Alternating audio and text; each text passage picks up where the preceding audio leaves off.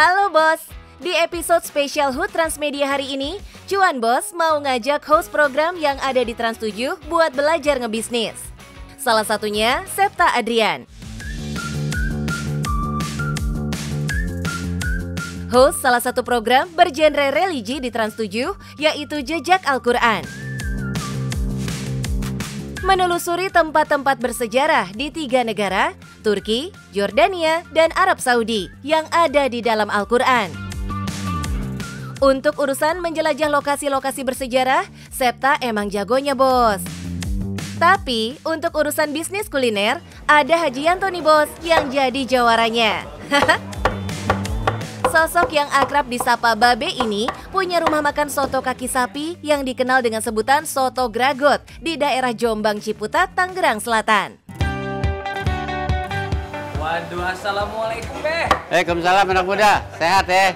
Alhamdulillah Be. Ente ganteng amat nih. Sama kayak Babe Iya. juga ganteng. Bentar Be, saya rapin dulu Iya, pecinya. mantap. Ganteng bener Babe. Gue seneng deh punya anak begini nih. Aduh, udah kayak anak sendiri. Hidungnya Be. mancungnya sama sama gue. Bener juga kayak mirip Be. Iya.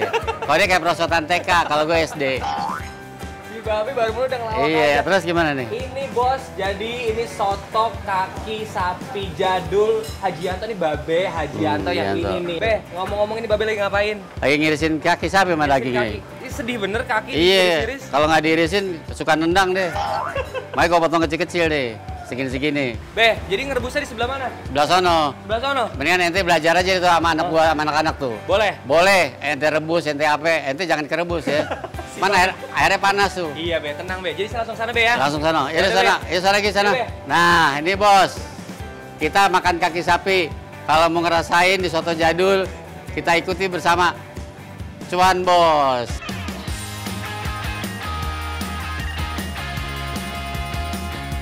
Langsung aja nih bos, kita ajak Septa masuk ke dapurnya. Udah ada kaki sapi utuh yang baru selesai direbus semalaman.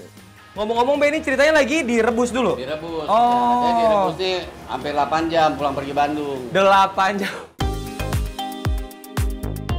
Wah, ternyata ukuran kaki sapi utuhnya gede banget bos. Dijamin setelah direbus selama 8 jam, daging yang menempel pasti empuk. Tapi kalau kata Babe sih, tulangnya masih tetap keras ya bos. Oke, jadi kita ambil satu-satu dulu. Walaupun sebenarnya di sini ya agak lumayan panas nih bos.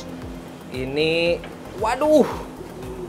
Be, ini jadi ceritanya satu porsi segini Be. Satu porsi segitu, ente keragot aja tuh. Nah, ini kaki kiri nih ada tatonya. Hehehe, si Babe bisa aja nih. Ayo Septa, angkat semua rebusan kaki sapinya biar bisa disiapin ke pelanggan yang katanya udah mulai pada ngantri tuh. Ya, pasti ada kesusahan karena tadi kan dalam satu kuali besar itu tuh ada beberapa kaki sapi bisa 10 sampai 15. Tapi kita ngangkatnya harus satu-satu karena satu kaki itu beratnya mungkin bisa 1 sampai 2 kilo kali ya, kurang lebih ya. Jadi ngangkatnya harus pelan-pelan banget. Karena kalau enggak, karena sapinya itu udah empuk jadi dia takut patah gitu. Lanjut diangkat nih bos, untuk selanjutnya siap disajikan. Kalau paling capek pasti tadi sih ngangkat-ngangkat dari si kaki sapi itunya sendiri karena tadi dalam satu kali bisa 15-20 kaki sapi. Ngomong-ngomong Be, ini habis direbus, taruh sini terus diapain lagi nih Be? Jadi taruh, nah di gini nih. Diapain tuh Be? Nih jadi di porsi. Oh, jadi porsi begini. Ini jadi estetik Be kalau anak zaman sekarang bilangnya. Ini satu porsi segini nih bos ya. Tuh, ya. Waduh Be. Satu kaki sapi utuh sudah siap untuk disajikan dalam satu porsi nih bos. Biar cepat saat menerima pesanan, kaki sapi sudah disiapkan Babe di dalam mangkok. Oke Be, terus gimana nih Be?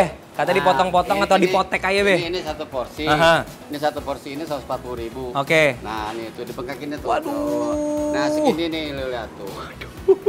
Mantap kan?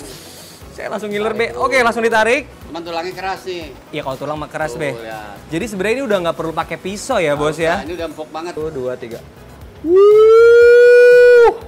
Ini bener-bener nggak pakai effort sih. Udah ngerebusnya 8 jam seempuk itu gimana nanti kita makannya ya? Oh iya bos, kaki sapi yang digunakan Babe didatangkan langsung dari luar negeri nih, alias impor. Mang napa sih Be harus dari luar negeri kaki sapinya? Emang apa sih nggak boleh? Sombong amat. Alhamdulillah kaki kan di lokalnya kan kotor, mainnya di sawah. Kalau di negara luar kan mainnya di mall tuh sapi. Kayak di sini kan mainnya di sawah, jadi kotor. Akhirnya babe pakai kaki impor, ya dimakannya enak. Ngerebusnya juga enak kita. Oh gitu. Iya, kalau kopi sapi lokal kan bisa 8 jam, babe cuma 6 jam. Gak cuma kaki sapinya aja, Bos. Ada berbagai bahan yang dimasukkan ke dalam sotonya, seperti irisan tomat, potongan kentang, minyak samin, sampai taburan lada. Itu juga pengalaman pertama juga, jadi memang kita harus tahu mainnya juga pakai feeling kali ya, cara motongnya kayak gimana, terus kemudian juga bumbunya harus pas seberapa banyak. Jadi lebih tahu sih ternyata memang bisnis ini butuh ketekunan juga dan gimana cara itu main feeling juga sebenarnya biar pas bumbunya gitu sih. Ini dia uniknya, Bos. Kaki sapinya ditambahin sama susu bubuk tuh sebagai pengganti dari kuah santan. Tujuannya babe sih biar nggak nambah kolesterol sehabis makan sotonya. Septa beruntung banget ya, bisa langsung diajarin sama babe buat ngeracik soto gragotnya. Jadi si babe ini bukan cuma yang punya aja, tapi tahu resepnya, tahu cara gimana nyajiinnya. Aja satu kebun ya. Banyak bener dong sekebun. Tuh ini. Oke, saya jago juga be nuang-nuangin be.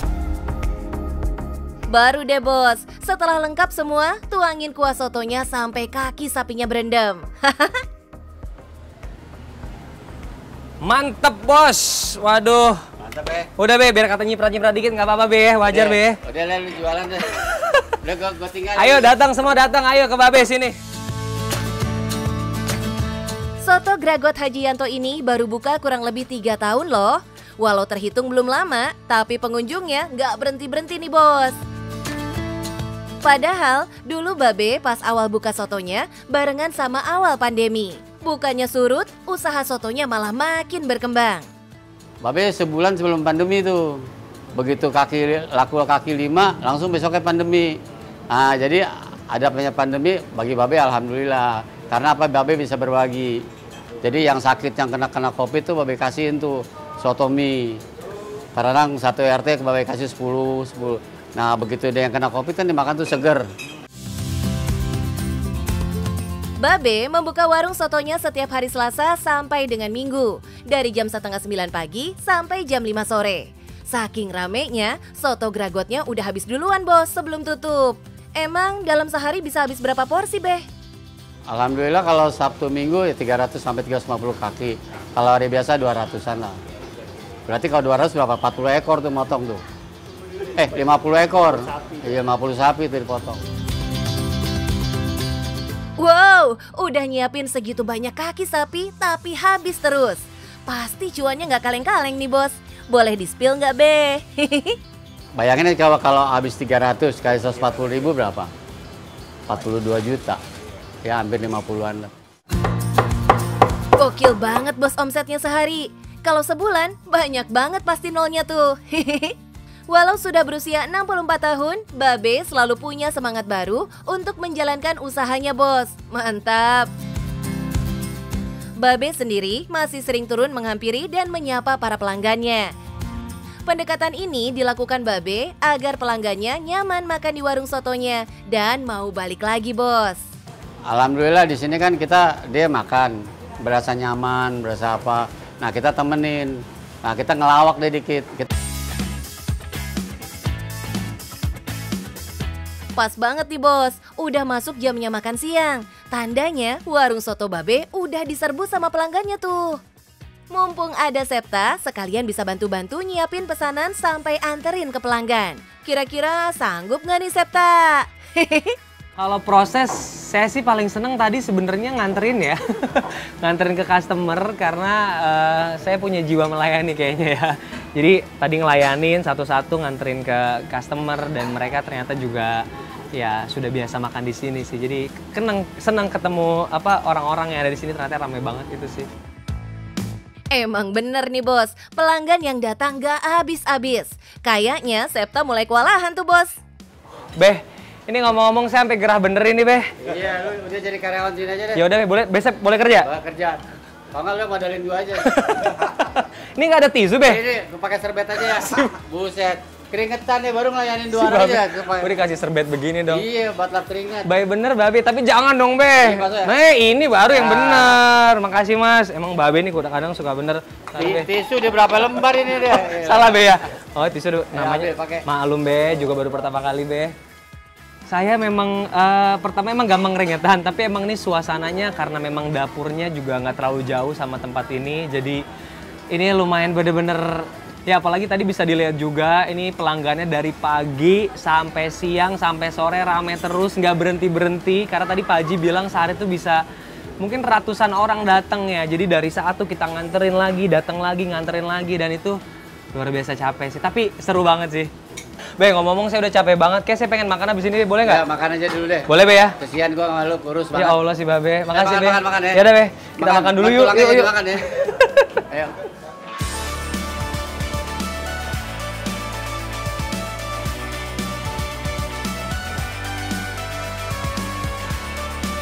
Nah, kira-kira Septa jadi kepincut nggak ya buat berbisnis kuliner ala Pak Haji Yanto ini?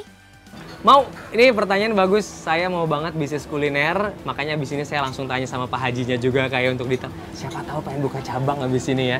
Jadi ya, seneng lah karena kalau kuliner itu kayaknya setahu saya bisnis yang nggak pernah habis dimakan zaman ya. Jadi terus ada selagi yang penting rasanya nomor satu. Kalau soal harga kayaknya kalau rasanya udah enak, customer bisa ngejar terus sih dimanapun. Wih, keren banget nih bos. Semangat baru cari cuannya nggak kaleng-kaleng. Mumpung masih muda, emang harus berani mencoba, apalagi kalau peluangnya besar bos. Pokoknya ini pesanannya nih. Ini kaki sapi, yang penting kita makannya ikhlas, ngasihnya ikhlas, semua ikhlas, ridho. Yang penting cuan bos. Selamat ulang tahun Trans 7, semangat baru Transmedia.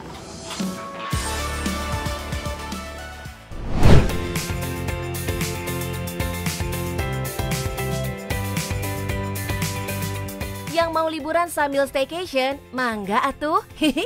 Kali ini kita mau ke wisata alam terbesar di Kuningan, Jawa Barat. Namanya Wisata Alam Woodland, bos. Kita lihat dulu nih yang ijo-ijo sambil menikmati wahana seru yang menantang adrenalin. Tapi siap-siap, kalau datang ke sini pasti rame bos. Tiketnya aja bisa terjual sampai 1.000 lebih dalam satu hari. Pasti no play-play nih cuannya bos. Oke, selamat datang di Woodland Kuningan, salah satu objek wisata di kaki Gunung Ciremai. Pengen tahu keseruannya? Tetap di Cuan Bos.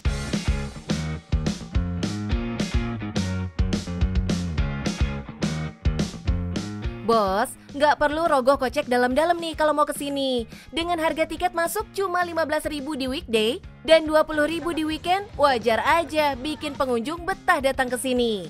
Nah, bos, mau tahu nggak cuannya berapa? Penasaran kan? Kalau untuk di Woodland sendiri kita sih relatif nggak terlalu mahal ya, masih terjangkau. Saya harapkan sih memang terjangkau sama pengunjung. Rate-nya paling ada yang 5.000, ada yang 10.000, yang 3.000 pun ada. Let's say, rata-rata yang datang 500 orang per hari, dikali dengan harga tiket 15.000. Terus dikali 30 hari, bos. Wadidaw, tembus ratusan juta bos masuk kantong. Emangnya ada apa aja sih di sini? Kalau kamu pecinta permainan yang menantang adrenalin, kuy, harus cobain wahana terbaru satu ini bos. Wahana off-road, sambil menikmati keindahan kaki Gunung Ciremai melalui paket Woodland Adventure. Bos bisa merasakan sensasi petualangan melintasi hutan dan pegunungan dengan mobil off-road yang tangguh selama 1 jam. Jangan takut nggak kebagian bos, total ada 3 mobil off-road yang bisa dipakai di sini. Untuk harga sekali off-road sebesar Rp399.000 per mobil untuk 4 orang bos. Abis seru-seruan main off-road, kita lanjut dong bos. Masih banyak wahana seru yang nggak kalah mantul di sini. Mulai dari perosotan pelangi, Flying Fox, sepeda gantung, berkuda, ATV, trail anak, sampai yang lagi viral kolam renang busa tanpa bayar nih, alias gratis tis. Waduh, gimana tuh? Oke bos, ini salah satu spot favorit untuk di Woodland, yaitu mandi salju atau mandi busanya. Oke, ini free bos. Nah, untuk durasi kita nyalakan 30 sampai 60 menit sekali. Lihat keseruannya. Oke, salah satu spot favorit kita. Seru banget ya bos, main air sambil mandi busa. Gak cuma anak-anak aja, dewasa juga auto happy sih. Tapi katanya ada cerita legendanya loh. Kasih tahu dong Kang, penasaran nih. Kalau Taman Nasional bilang sih Hulu Ciawi. Tapi kalau masyarakat sekitar atau yang tahu itu bilangnya mata air Cikangoraan. Kalau sejarahnya sih pasti ada ya. Cuman kalau mitosnya sih karena kalau yang cuci muka di situ katanya awet muda. Seperti itu. Wadidaw, untung tim cuan udah main ke sini. Auto awet muda deh nih. Libur skincarean gak apa-apa kali ya. Suka deh sama tempat wisata yang mengedepankan keselamatan pengunjung. Tujuan jalan-jalan selama libur kan biar happy ya bos. Jangan sampai deh ada drama cedera yang bikin trauma. Good job Woodlands.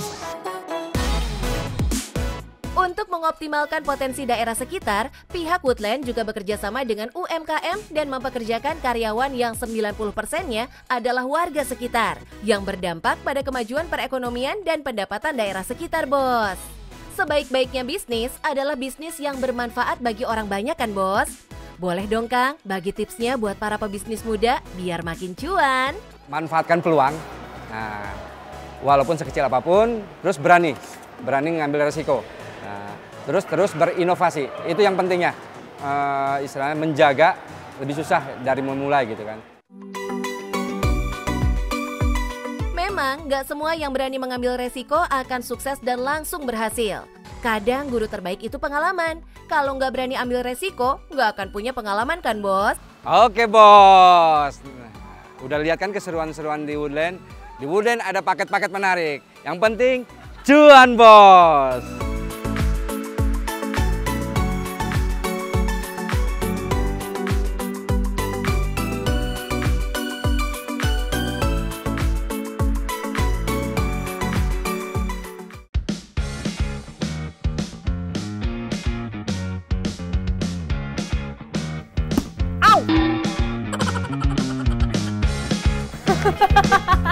Waduh, Feby kenapa tuh, bos? Aduh.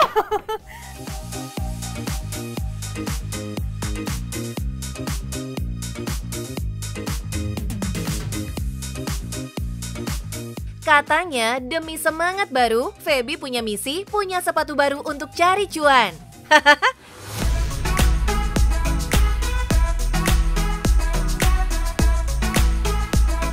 Oh iya bos, Feby ini salah satu host program Jejak Petualang Trans 7.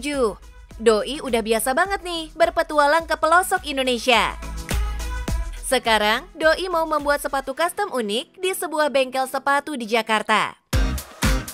Uniknya nih, bengkel sepatu yang satu ini kayak ibu peri, bisa mengabulkan permintaan customernya. Wadidaw! Tapi Feby kudu effort dulu nih. Demi nemu hidden gem ini, Doi sampai nyasar-nyasar loh. Ini nih, bengkel sepatu. Punten, Kang. Iya. Assalamualaikum. Waalaikumsalam. Wah, ini sih kalau dilihat dari bannernya tulisannya bengkel sepatu. Bener banget, Bos. Berarti ini Kang Aris ya? Iya. Saya Feby. Saya Mas Aris. Ini aku juga jadi penasaran sih sama model sepatu impian aku. Jadi aku bela-belain tuh dari depan. Iya. Masuk-masuk ke dalam demi sepatu impian yang memang pastinya bagus. Nah, Bos, yang mau pesan sepatu custom, satuan, pasangan, grosiran bisa di sini. Yang penasaran, tetap di Cuan, Bos.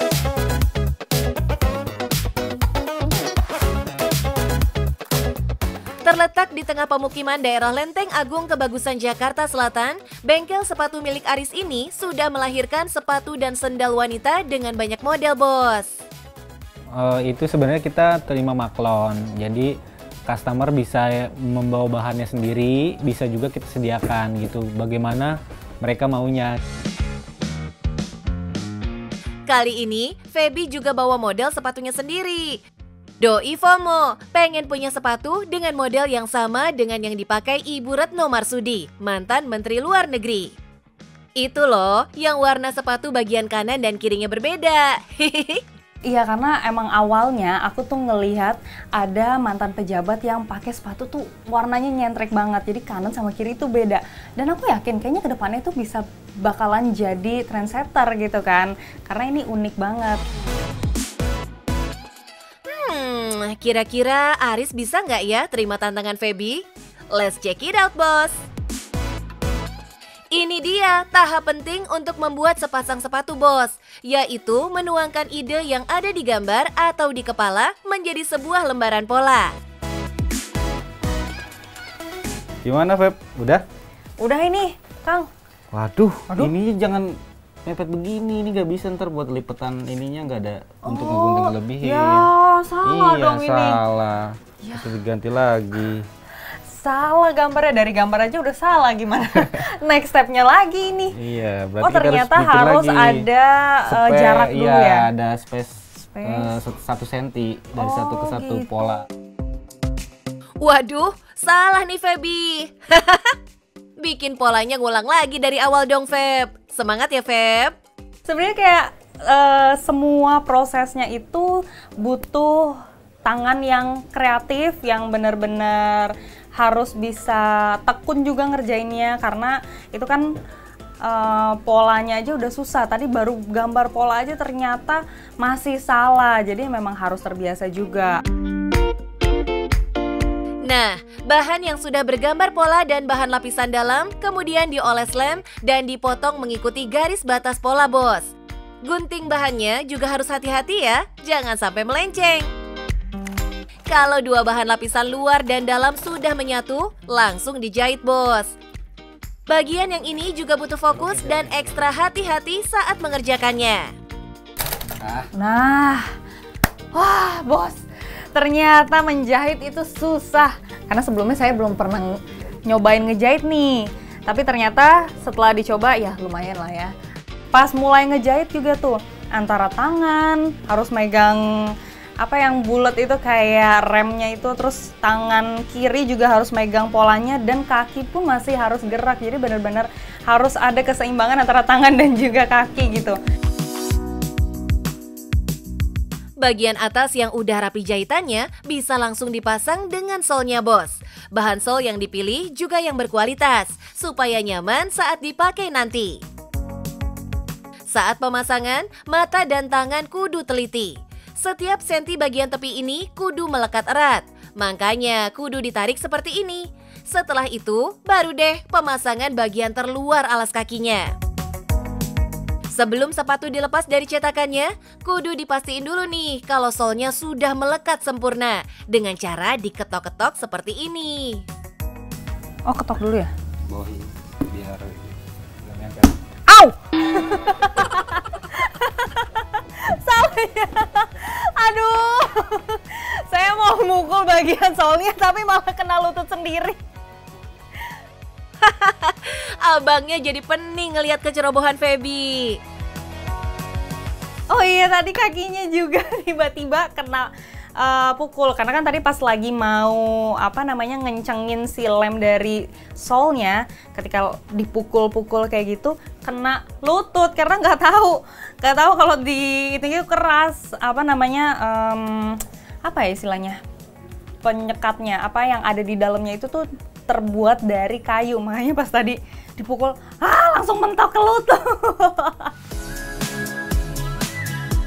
By the way, bos, dari tadi kita udah kepoin proses pembuatan sepatu yang ternyata butuh skill yang mumpuni. Biasanya kalau karya dari handmade gini harganya agak mahal nih, bos. Tapi coba kita tanya empunya langsung yuk. Kita juga menawarkan harga yang bervariatif, Kak. Jadi tergantung dari bahan yang digunakan gitu kan, ada yang bahan biasa aja, ada yang premium gitu disebutnya. Jadi mulai dari sekitar 90.000 yang biasanya sampai 120 paling nggak, 120 mungkin bisa ke atasnya gitu. Cuman rata-rata di 120 yang premium gitu. Wah, masih affordable banget ya, bos, harganya.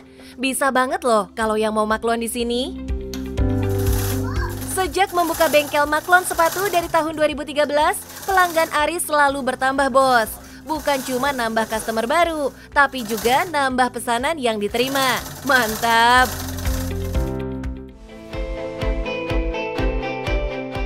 Untuk memasarkan produk sepatu buatannya, Aris menggunakan media sosial yang bisa lebih banyak menjangkau pembeli. Di musim-musim tertentu, permintaan produk sepatunya bisa melonjak berlipat-lipat kali, Bos.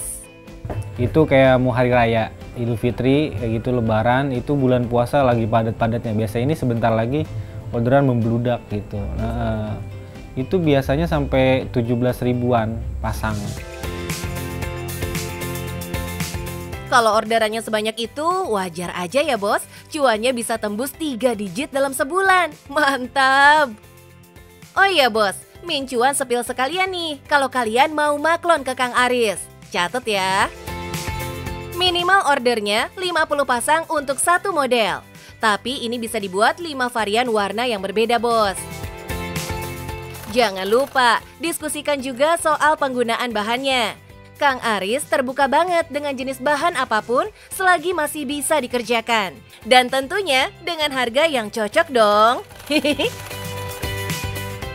tahun menekuni bisnis ini bukan waktu yang sebentar ya, Bos. Keterampilan dan kecekatannya merupakan hasil belajar selama 6 tahun dari sang paman. Di awal bisnis, kendala yang paling bikin doi pusing adalah soal pemasarannya, Bos. Begitu dulu belum ada online, Kak. 2015. Jadi kita ke pasar grosir Jatinegara gitu, bawa sampel, jual barang kayak gitu. Bukan cuma itu, terkadang Kang Aris juga kudu sabar ngadepin pelanggannya yang keinginan atau idenya agak di luar Nurul. Belajar bikin sepatu dari awal sampai jadi dan siap pakai, udah, Bos.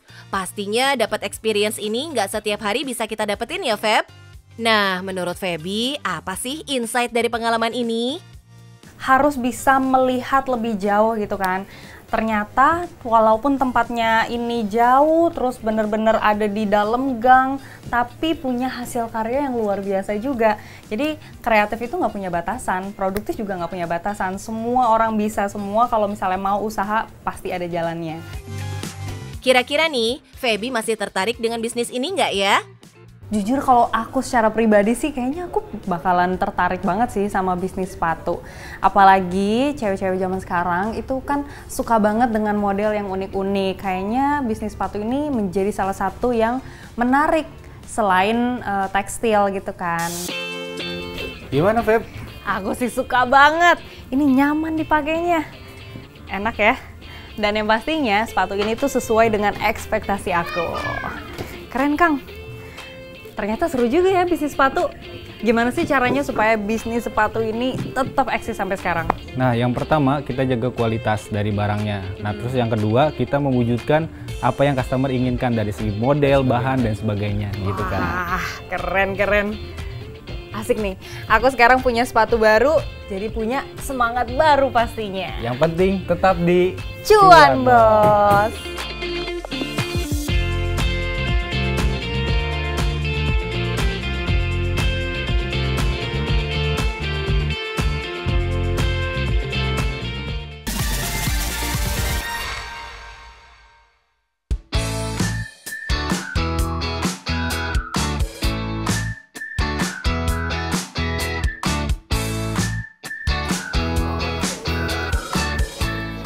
Mas, nasi kebuli ayam ya?